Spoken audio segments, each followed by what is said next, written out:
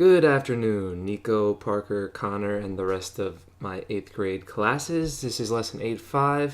This is dilations, and we're just going to get started with it. A dilation. This is the 4th type of transformation we're going to be talking about. So we did translations, reflections, rotations. We put all of those together in 8.4. 8.5 is kind of a little bit different. Dilations, another type of transformation. And in this type of transformation, the original figure, and its image are similar. And I want you to think about the fact that they're similar, all right? The other transformations that we've done so far, the original figure and the image were congruent. In a dilation, the image and the original are similar. So what does that mean? In a dilation, and you might know this just because you know what dilation means, but the size changes, all right? So in a dilation, you have an original figure that either enlarges or gets bigger, or it reduces or gets smaller. So I'm going to write those two things down. You might want to add those to your notes. All right, the two types of dilations are an enlargement and a reduction. All right, and those two words, just from, everyday life, you should know what they mean. Okay, an enlargement gets bigger, and a reduction gets smaller. All right, so when you're doing a dilation, don't freak out if your figure looks different than the original, because it should. A dilation changes the size, not the shape, of the original figure. All right? And you can either get a larger shape or a smaller shape. Now, how a dilation changes is through what is called a scale factor. Now, we briefly touched on scale factor last chapter, but we're going to look at it again right now. A scale factor is a ratio, okay? A ratio that is set up like a fraction, and you take any two corresponding side lengths and you set it up as a ratio of one of the sides of the image over one of the sides of the original. All right? It's always image over original, and that's important. You cannot flip-flop these. It's image over original. And when you have your scale factor, you then take it and use it to either reduce or enlarge your original shape. And don't worry, we're going to look at plenty of examples. So I'll leave that there. You can actually pause if you need to look at those notes or hear that again, just rewind it. But just remember, original over image. So if I've got these two triangles, for example, all right, and I say, what's the scale factor? We're not even doing a dilation right now. The dilation is done. And I'm just asking you, what's the scale factor? All right. First off, think. A scale factor, it's going to be set up as a ratio, as a fraction. And you take the image, and I'll just write it again because it sometimes helps to just see and hear things more than once. Image over original. All right? Now, details matter, as always in this chapter. Which one of these is the image? Which is the original? This larger one happens to be the image. I know that because of the prime notation here. And this is the original. And you can take any of the corresponding sides you want. They will all form the same ratio, actually, if you simplified it. I'm just going to happen to take this side and this side. But any of the sides would form the same exact scale factor. Because look, 12 over 6, if you did simplify that, which you don't have to, but if you did, it would simplify down to 2. 12 over 6 goes down to 2, 2 over 1. 10 over 5 also goes down to 2 over 1, and 6 over 3 also goes down to 2 over 1. So no matter which thing you use, remember, the figures are similar. Their sides are proportional. They're all going to be equal proportions. So it doesn't matter which one you use, as long as you're using corresponding sides. I couldn't use, for instance, 12 and 3 or 12 and 5 because those sides are not corresponding. 12 and 6 go together, or 6 and 3 go together, or 10 and 5. And that's how you come up with your scale factor. Now, when we're working through problems in this chapter, there's two types. It's either going to be one like this, where it says, here is a dilation that occurred. In this example, it's actually an enlargement. I went from a smaller figure to a bigger figure. That's an enlargement. And then I would ask, what is the scale factor that was used to enlarge? And these are pretty simple because all you need to do to set up your scale factor is take one of the image and put it over one of the original, and there you have it. The other type of problem is going to be, here is an original image, here is the scale factor, tell me what the new shape will look like using that scale factor. So here are one of those examples right now. Here's an original image, which if you want to pause the video, the coordinates are in the problem right here, so you can plot them on your own graph paper in your notes and do this example with me. But here are the coordinates, D, E, F, and we're going to dilate it by the given scale factor, which is 2, and it's going to form a new image. Now, the first thing you need to pay attention with a dilation problem is there a center? Okay. If there is a center, and not all dilations have a center, but if a dilation problem says there is a center, what you need to know is the center is the point, and I'll write this down.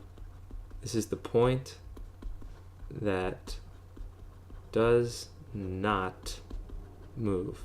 All right? You are not dilating that one point. That point will stay fixed. So right off the bat, you know that D and the image, D prime, will be in the exact same spot. Centers do not move. That's the point that stays fixed. All right? Everything is going to dilate from there. So we know that this triangle is going to get bigger and it's going to go away from D, but D is going to stay there. All right? Or if it gets smaller, it's going to come towards D.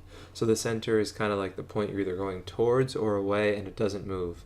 So when we're doing our dilation, we don't even have to worry about doing anything with D because D prime is right there. Now, if we look at the coordinates, 1, -1, how do I find out where the image is going to be? All I do is the same as before. I multiply by the scale factor. So 1 times 2 is 2. -1 times 2 is -2. So where is E prime going to be? At 2, -2. Okay, E prime. And the same thing for the other point in this image. -2, -1 are the originals. Multiply them by the scale factor, and those will give you the new coordinates of your dilation. -2 times 2 is -4, and -1 times 2 is -2. So where will F prime be? -4, 1, 2, 3, 4, -2. Okay, and you can mark that as F prime. And then just connect D prime to F prime to E prime, and there is your dilated triangle. And you'll notice everything's kind of connected. It all stems off of D because that is the center of dilation. Remember, not all dilations have a center. This one does, and if it does, you don't have to do anything to D like you did right here with E and F, all right? Because D and D prime stay put. And we'll look at another example right now.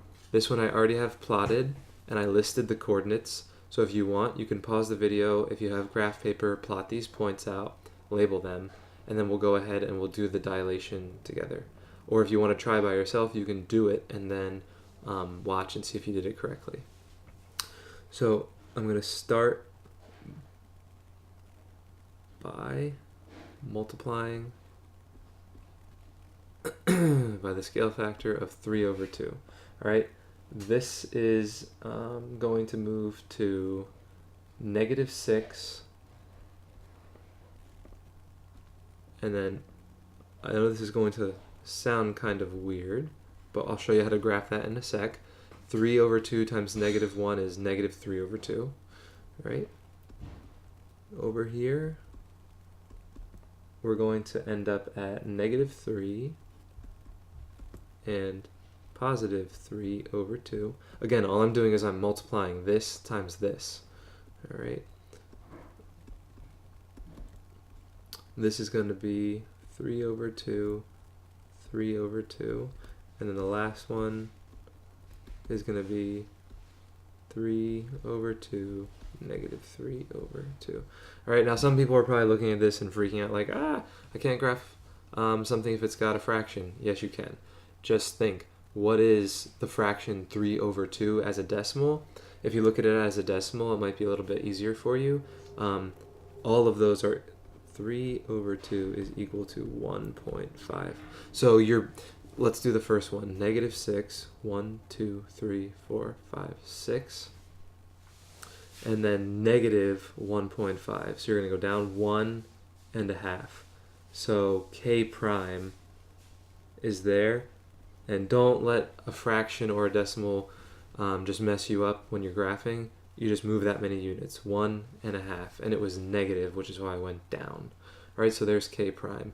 L prime is going to be at negative 3, 1, 2, 3, positive 1.5.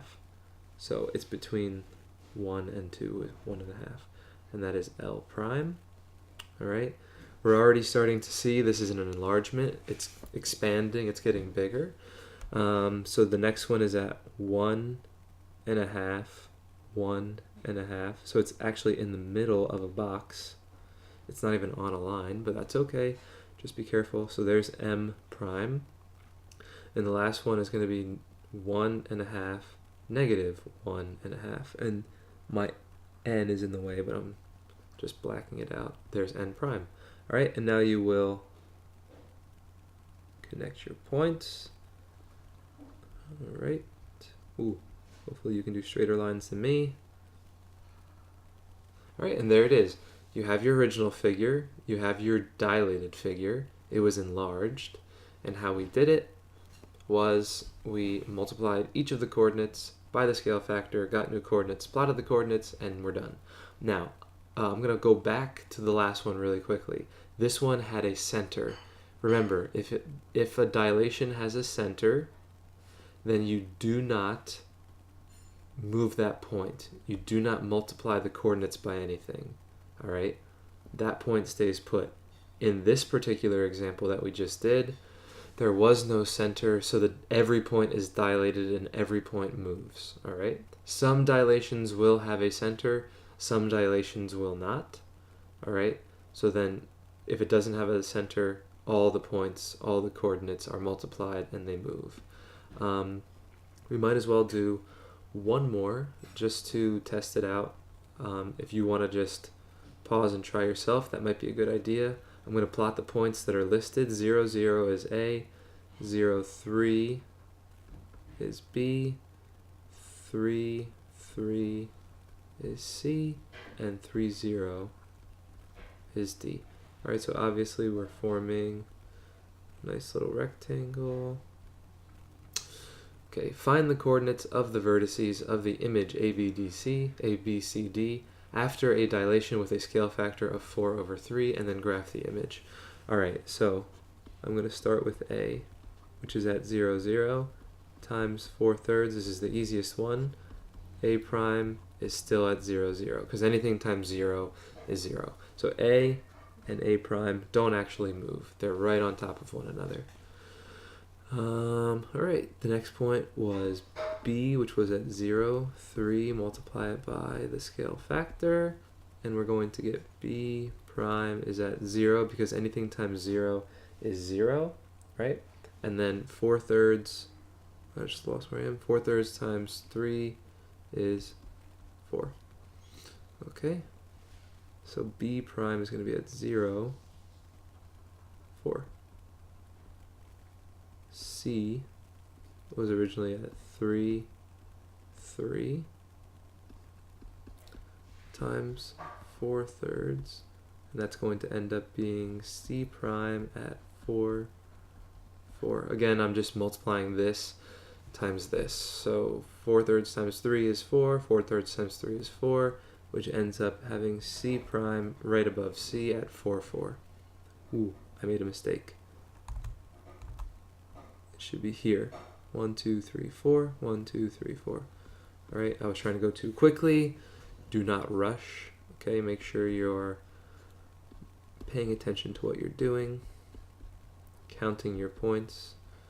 I tried to be a little too fancy. All right, the last one is going to end up at 4, 0, and that's going to be right there. I'm making it pretty dark because it's on top of where I had D. All right, and there's D prime. And connect your coordinates, show your new figure. There's the dilation, right? So we had a rectangle that enlarged, dilated, and that's it. There are the new coordinates. I graphed the image. I answered all of the parts of this question, and that's it. This one, again, did not have a center of dilation, so I did multiply all of the points by the scale factor. All right.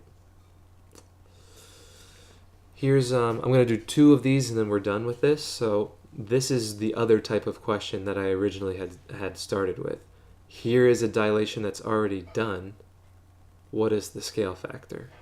So the first thing is you have to figure out what's the image, what's the original. Remember, what is scale factor? Image over original. Okay? And let's just determine what is this. The big figure that's in black is the original.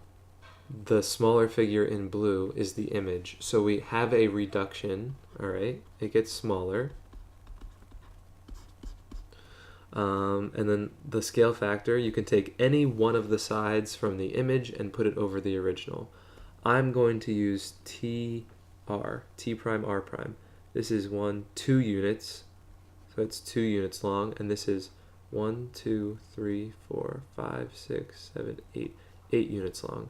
All right, so image over original. My scale factor is 2 over 8. If you wanted to simplify it, you could call it 1/4, that's fine. But remember, any of the sides that you choose should simplify down to 1/4, all right?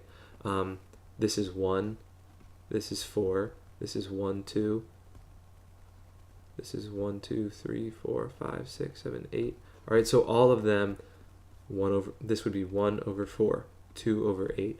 Obviously, you can't use these diagonal lines because they're not straight and you can't actually count the units, but you do have 3 other sides you could have chosen.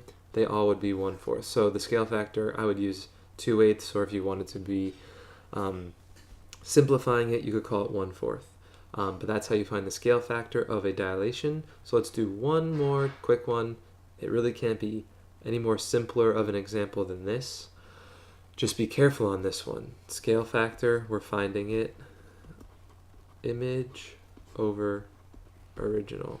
Now, you would need further instructions from this one because it doesn't say which is the image, what's the original. Let's say black is original, blue is image. All right. If the black is the original and the blue is the image, well, it's image over original. Do not get trapped and put 6 over 3. Not correct. Hopefully you can catch the error and you would know why. The length of this entire blue side that I'm highlighting is not just 6. It's 6 plus this piece right here, which is 9 total. So the image, which is the blue, is 9 over the original, which is this little piece right here, which is labeled as 3. So the scale factor is 9 over 3. If you're not a fan of working with fractions and can simplify it down to a whole number, 9 over 3 simplifies down to 3 or 3 over 1, whatever you want to work with. These are all the same thing. All will work as a scale factor. All right, so here are your summary questions. If I went a little fast, if you were a little bit confused and need to see it again, please rewatch it. Please add to your notes, try the examples, and then try these summary questions. If you get stuck or just want to know a little bit more, or maybe you want some more examples to practice prior to class on Monday, just send me an email and I will get that out to you. Or if you're just stuck on these and want to know how to do them correctly, email me and I'll send you some help or the answers or a combination of both. But here are the questions. I'm going to scroll down a little bit so you can pause. All right, there's the first 2. And there's the third one. Okay. So do your best. And again, email, rewatch, and have a great weekend. I will see you guys all on Monday.